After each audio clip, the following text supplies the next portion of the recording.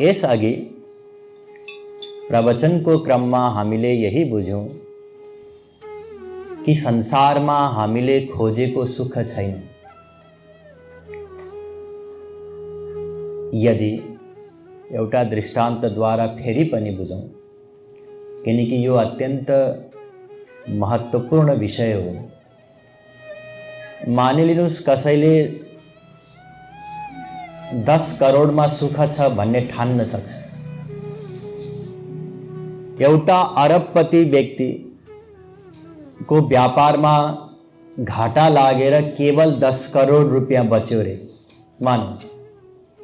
अर्को एउटा भिखारीलाई चिट्टा पर्यो, उसँग पनि 10 करोड रुपियाँ भयो।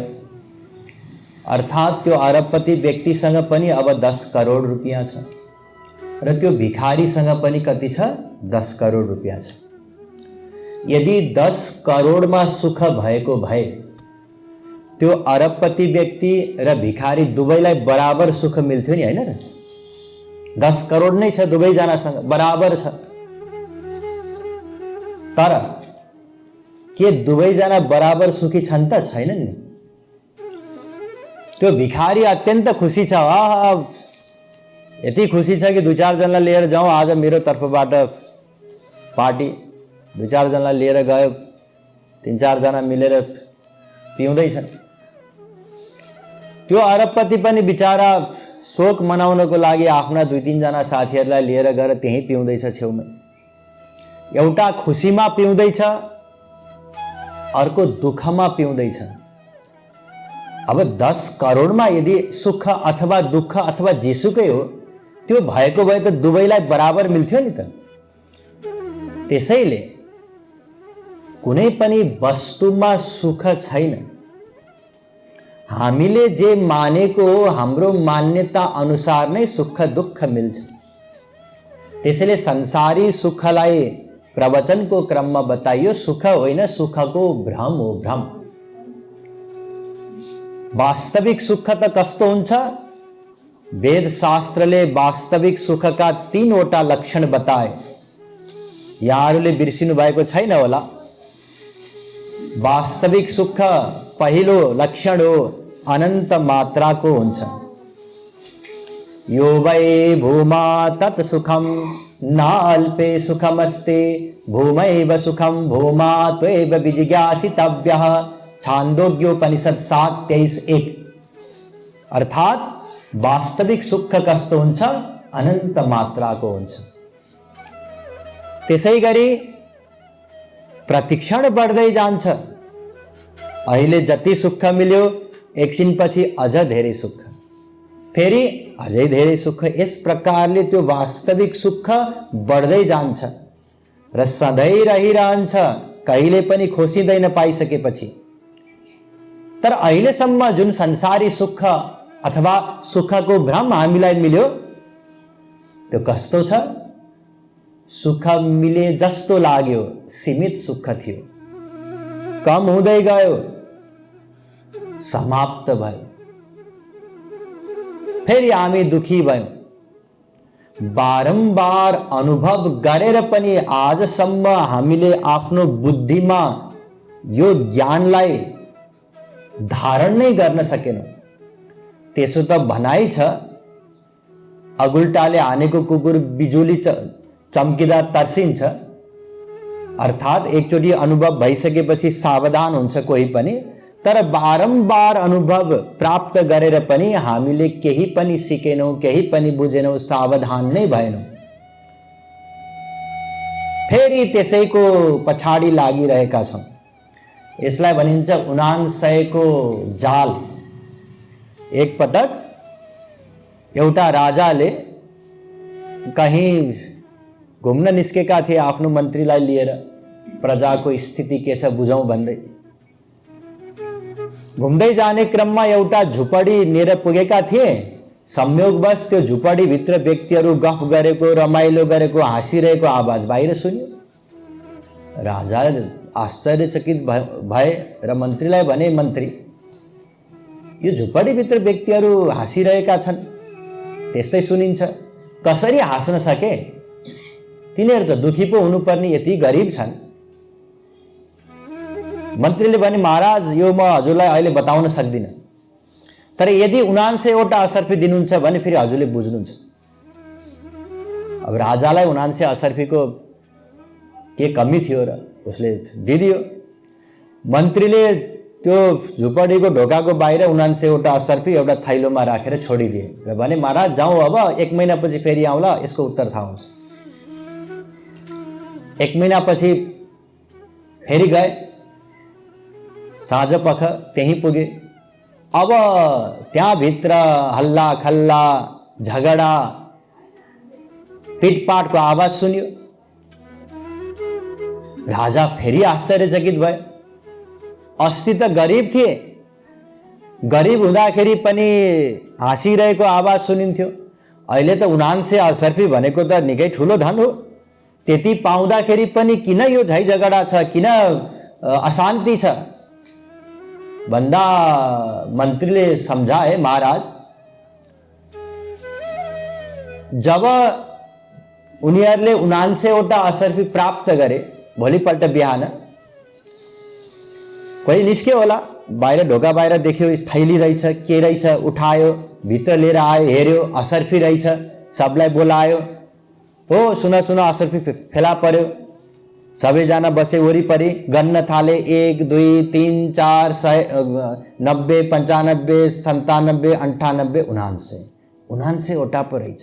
हेत्तेरिका, भगवानले दिन त दिनुभयो, कस्तो 79वटा दिनुभयो। 100वटा दिएको भए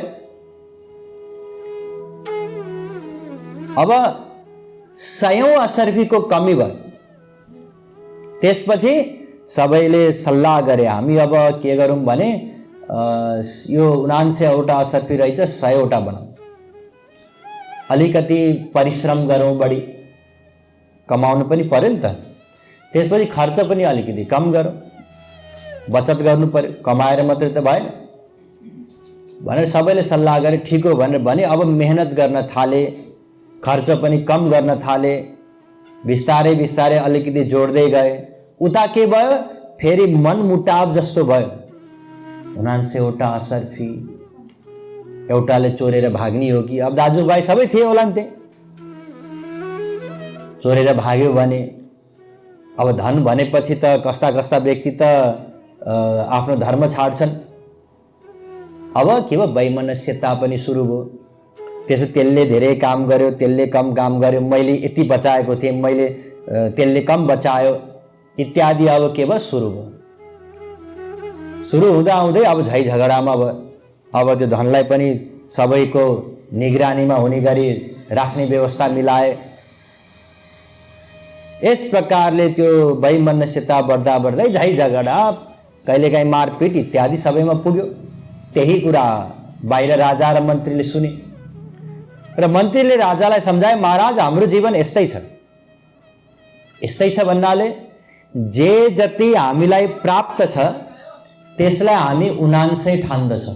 ध्यान दिनु होला, जे जति हामीलाई प्राप्त भइसकेको छ, जे जति प्राप्त भइसकेको छ भन्नाले एउटा शरीर छ, स्वस्थ नै छ। यहाँ प्रवचनमा यहाँहरू आउनु भएको छ, यसको मतलब त स्वस्थ नै हुनुहुन्छ, त्यही भएर आउन सक्नुभयो। त्यसपछि घर छ, परिवार छ, धेर थोर धन सम्पत्ति छ, जति छ त्यसलाई हामी 79 ठान्दछौँ, 79। अनि 100औं असर्फीको निम्ति दौडिरहेका छौँ र जब त्यो प्राप्त हुन्छ त्यसपछि त्यो पनि हामीलाई 79 नै लाग्छ। 10 करोड कमाउने लक्ष्य लियो कसैले, मानिलिनुहोस् व्यापारी छ, 10 करोड भए त जिन्दगीभरिलाई त्यसपछि केही नगरी पनि पुग्ला, ब्याजकै भरमा पनि पुग्ला। 10 करोड हुनासाथ अब त्यो 10 करोड 79 जस्तै लाग्छ। अब 100 बनाउन पाए हुन्थ्यो भने त्यति बेला पनि लाग्छ र यो कहिले पनि समाप्त हुँदैन। गिरिर महान गिरेरब्धिर महान अब्धिर नभो महत नवसोपि परम ब्रह्म ततो प्यासा दुरत्यया। पर्वत विशाल छ, त्योभन्दा ठुलो समुद्र छ, समुद्रभन्दा ठुलो आकाश छ, आकाशभन्दा पनि ठुलो भगवान हुनुहुन्छ, तर त्यो भगवान भन्दा पनि ठुलो हाम्रो कामना हो। किनकि अप्राप्य भगवानलाई साधना गरेर उहाँको कृपाद्वारा एक दिन प्राप्त गर्न सकिन्छ, तर इतिहासमा आजसम्म कोही यस्तो व्यक्ति भएको छैन जसले कामना पूर्ति गर्दै गर्दै जाँदा कामना रहित भएको होस्। त्यसैले हामी त्यसैको जन्जालमा फसेका छौँ, 79 जन्जालमा, र अहिलेसम्म पनि यही ठानिरहेका छौँ कि संसारमा नै सुख छ, मलाई मिलेको छैन तर अर्को व्यक्ति सुखी छ। आफ्नो कमी हामीलाई थाहा छ तर बिचारा अर्को व्यक्तिको भित्री स्थिति के छ हामीलाई के थाहा। संसारमा सबै दुखी छन्, हामी त के स्वर्ग सम्राट इन्द्र समेत दुखी छन् भने संसारमा अलिकति धन सम्पत्ति पद प्रतिष्ठा प्राप्त गरेर कोही सुखी हुने लक्ष्य राख्दछ भने एक प्रकारले त्यो अज्ञानता मूर्खता नै हो। त्यसैले बारम्बार मनन गरेर यो बुझ्नु छ तर्कद्वारा, अनुभवद्वारा, किनकि हामीलाई अनुभवमा पनि आइसकेको छ। बुझ्नु छ कि संसारमा मैले खोजेको सुख छैन, जुन अनन्त सुख हो, प्रतिक्षण बढ्दै जाने सुख हो, सधैँ रहिरहने सुख हो, जुन सुख म चाहन्छु। हामी यस्तै सुख चाहन्छौँ नि, होइन र? घट्दै जाने सुख कसले चाहन्छ र? हरेक व्यक्तिले बढ्दै जाने सुख चाहन्छ। आज मिल्यो भोलि खुसियो यस्तो कसले चाहन्छ? सधैँ रहिरहोस् यस्तो चाहन्छौँ हामी सबै। त्यो सुख भगवान नै हुनुहुन्छ। त्यसैले भगवानलाई प्राप्त गरेर नै सुखी हुन सकिन्छ। धनलाई प्राप्त गरेर धनी बन्न सकिए जस्तै, ज्ञानलाई प्राप्त गरेर ज्ञानी बन्न सकिए जस्तै, सुख यानी भगवानलाई प्राप्त गरेर नै हामी सुखी हुन सकिन्छ। त्यसैले भगवानलाई प्राप्त गर्नु छ। कसरी प्राप्त गर्ने भगवानलाई? भगवान पहिल्यै प्राप्त हुनुहुन्छ, हामी भित्रै हुनुहुन्छ। द्वा सुपर्णा सयुजा सखाया समानम वृक्षम परिखस्व जाते, श्वेताश्वतरोपनिषद 4:6 वेदले बताएको छ कि भगवान त हामी सँगै हुनुहुन्छ, हामी भित्रै हुनुहुन्छ। या आत्मनि तिष्ठति वेद। त्यसैले कहीँ बाहिर गएर बाहिरबाट कुनै उपाय गरेर प्राप्त गर्नै पर्दैन, केवल जाने पुग्छ। जान्ना साथ भगवान मिल्नुहुन्छ। तम ज्ञात्वा मृता भवन्ति, श्वेताश्वतरोपनिषद 3:7 वेदले बतायो कि जान्ना साथ आनन्दले युक्त हुन्छौँ हामी। जसरी एउटा व्यक्तिले मसँग 1 अरबको चेक छ भनेर थाहा पाउना साथ अरबपति हुन्छ। मेरो घरमा 10 अरब बराबरको धन पुर्खाहरूले गाडेका रहेछन् सुन भनेर थाहा पाउना साथ अरबौँपति हुन्छ, कुनै परिश्रम गर्नु पर्दैन। त्यसै गरी हामीमै जुन अनन्त आनन्द छ, भगवान हुनुहुन्छ, उहाँलाई जान्ना साथ हामी अनन्त आनन्दले युक्त हुन्छौँ। र यो अर्थात् जान्ने कार्य केवल मानव देहमा नै सम्भव छ, किनकि मानव शरीर नै कर्म योनि हो। यही शरीरमा नै साधना गर्न सम्भव छ। 84 लाख प्रकारका शरीरहरूमध्ये मानव शरीरलाई छोडेर अन्य सबै केवल भोग योनि हुन्। त्यसमा सुख दुःख कर्मानुसार भोग गर्न लगाइन्छ र मानव शरीर कर्म प्रधान हो। अलिकति भोग पनि भोग्नु पर्छ, तर मुख्यतया यो के हो? कर्म योनि हो। कर्म योनि भएकै कारणले गर्दा स्वर्गका देवताहरू समेत भगवानसँग मानव देहको निम्ति प्रार्थना गर्दछन्, याचना गर्दछन् कि हे प्रभु मलाई मानव शरीर दिनुस्। तर उनीहरूको निम्ति पनि सजिलै प्राप्त गर्न मिल्ने यो शरीर होइन, उनीहरूको निम्ति पनि यो दुर्लभ हो। यस्तो दुर्लभ मानव देह हामी सबैलाई मिलेको छ।